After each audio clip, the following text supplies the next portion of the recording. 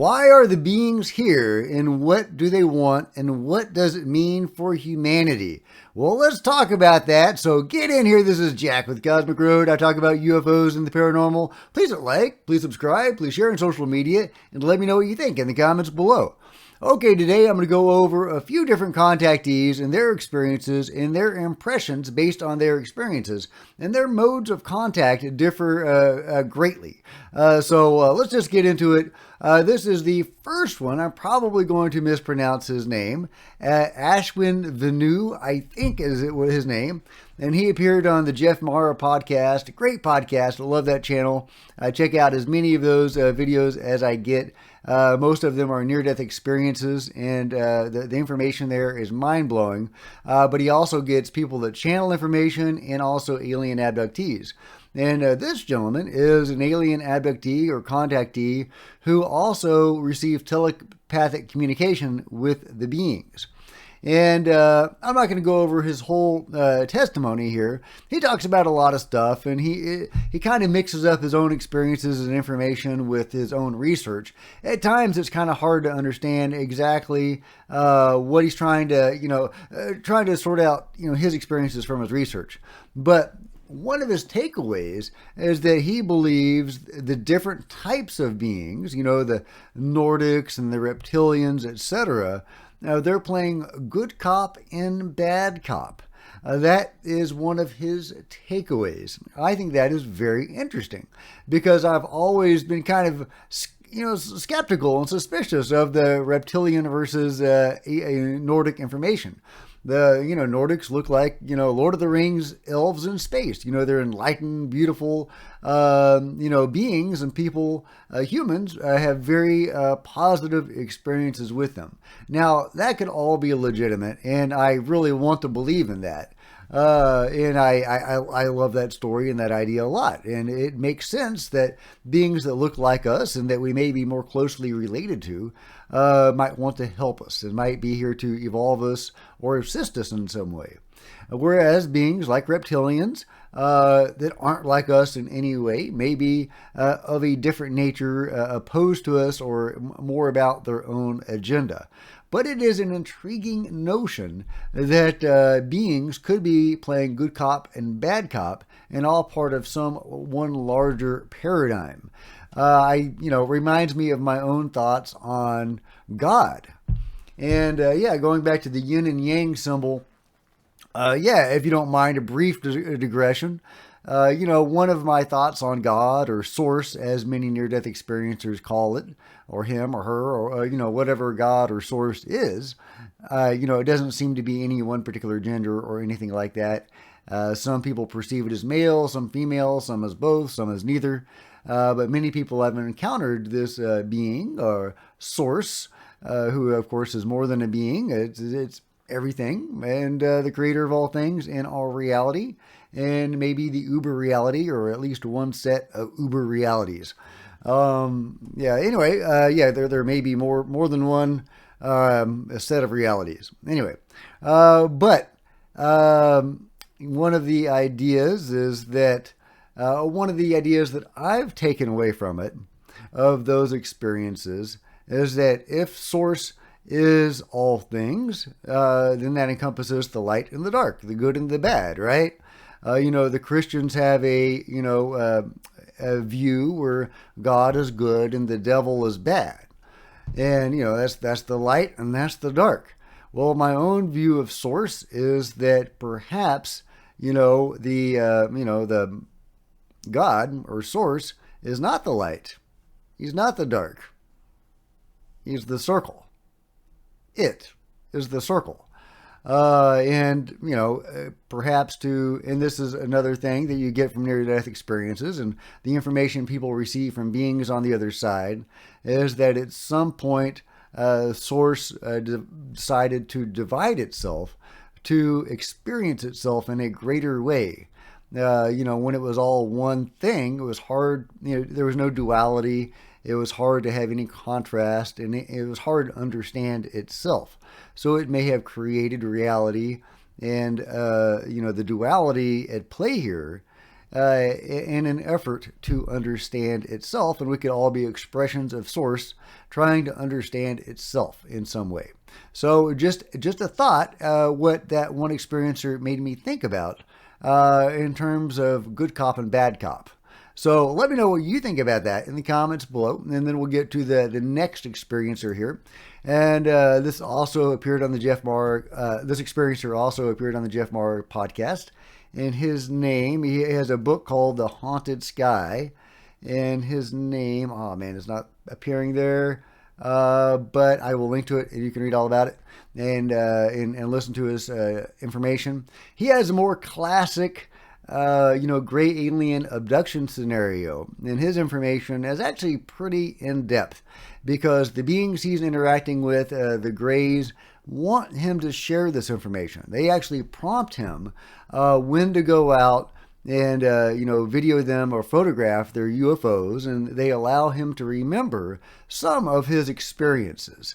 And I find that fascinating. Usually they wipe your minds, and they do wipe his mind, but they do also allow him to remember some of what he experiences and some of the information they give him. And the information is that they are neither good nor bad. They are not cruel, he says. And that's one of the reasons why they allow him to document them and share their information, is because they think that ignorance is cruelty. And so they are trying to give us a clue as to what they're doing, without fully revealing themselves or their agenda in mass. So I thought that was a really intriguing idea. He also says that they are here for genetic reasons. They are hybridizing with us for their own genetics because they are a dying race. And I'll get to that in just a second. But they are a dying race, and their genes have brought them to a terminal point in evolution where evolution is no longer their friend. And that is something that they have told him. And I thought that was really intriguing. He asked, why do you do this? And they ask him a question in return. What do you do when evolution is no longer your friend? And his ultimate, the message that he's getting is that they are creating these hybrids to further their own race. And they plan basically a planetary takeover. It's unclear whether they're going to accomplish that themselves or let us kill ourselves off and then inherit the Earth. That seems to be more of the direction of the information that he's getting. Either way, they're certainly not going to bail us out of our problems. So if there are good guys like the Nordics out there, the Pleiadians, whatever you want to call them, hopefully they can help us if nobody else can. But I think we really need to solve this problem ourselves. But so that was really interesting. Now to get back to their narrative, that they are a dying race here for genetic purposes. That's something that I've talked about before multiple times, my distrust of that narrative, because you get that narrative in different forms. There's at least 6 different versions of that narrative, that the beings are a weak and dying race here to hybridize with us for their own purposes to continue on. And that narrative seems designed to put us at ease, interestingly enough, because they need us. They are weak and they need us.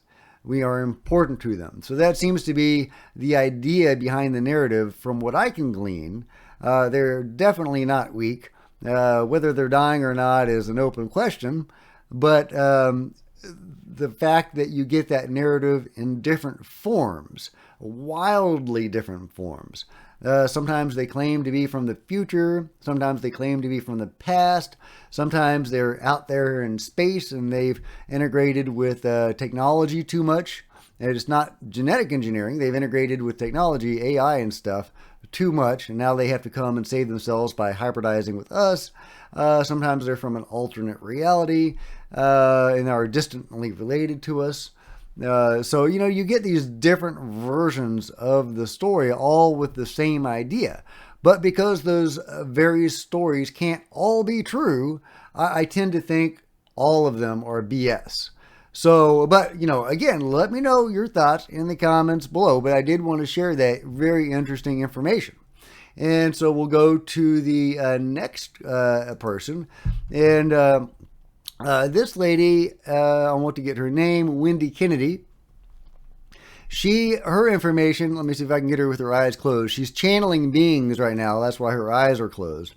Yeah, she channels a collective of higher dimensional beings. And if you're not a person that believes in dimensions and stuff, I hear you. I used to be the same way, but that is where a lot of this research and information goes.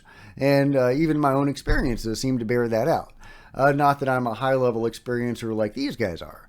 But, yeah, there is definitely an interdimensional component, probably an extremely huge component in what we're seeing in the skies with the UFO phenomenon. And so she channels this information that is more light-based. She channels information, and she also uses light language, if you're familiar with that.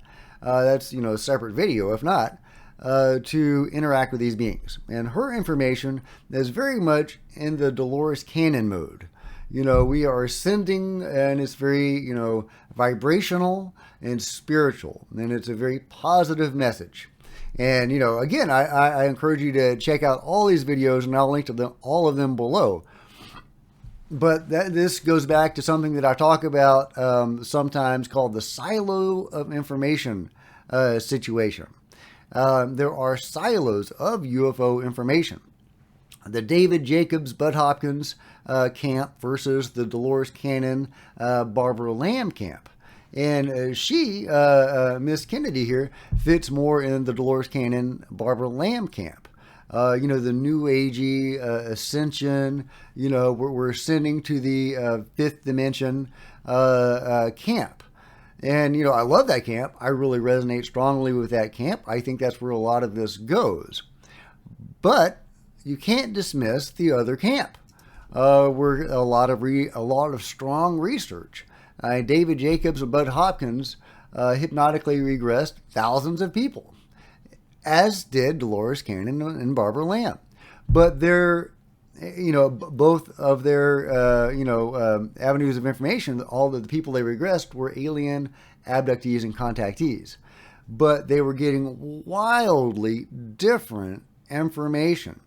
And we have to ask ourselves, why is that? If you've regressed thousands of people, you would expect to get a range of experiences, an average, let us say, right? But that's not what they get.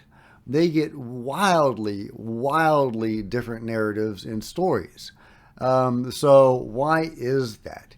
Are different experiencers attracted to different therapists to regress them for, because they resonate with their message or their personality? Do they have different hypnotic techniques? Because they do. Dolores Cannon is able to get her subjects under a much deeper hypnosis. David Jacobs isn't really a hypnotist, although he does that, but he uses what he calls relaxation techniques. So is that the difference? How deep they're able to go? Are there multiple realities at play? This all leads us possibly to the double slit experiment. That's right. The double slit experiment, fascinating experiment. Well, one of the ramifications of the double slit experiment is the fact that consciousness affects reality. Not only does it reflect or affect reality, but it affects reality going back in time, millions of years. Yeah, that's right. The light particle actually changed millions of years ago once you consciously observe it. If you didn't observe it, it wouldn't change. I love the double slit experiment. I can't pronounce it, but I love it. And what it seems to suggest is that reality itself is malleable, and it changes according to our own consciousness. So, does that also apply to the future? If reality alters itself in the past to accommodate our awareness, does it also change in the future to accommodate our awareness? I think that is food for thought. And can our awareness, how we resonate, what our desires are, affect the outcome of reality? Since consciousness can affect reality, as proven by the double slit experiment, can it do so in an even larger way? Can you choose to go down the Barbara Lamb, Dolores Cannon path, or choose to go down the David Jacobs, Bud Hopkins path? Even though both may be objectively true, but maybe you can choose. Just a thought, guys. Just a thought. Let me know what you think about all this craziness in the comments below.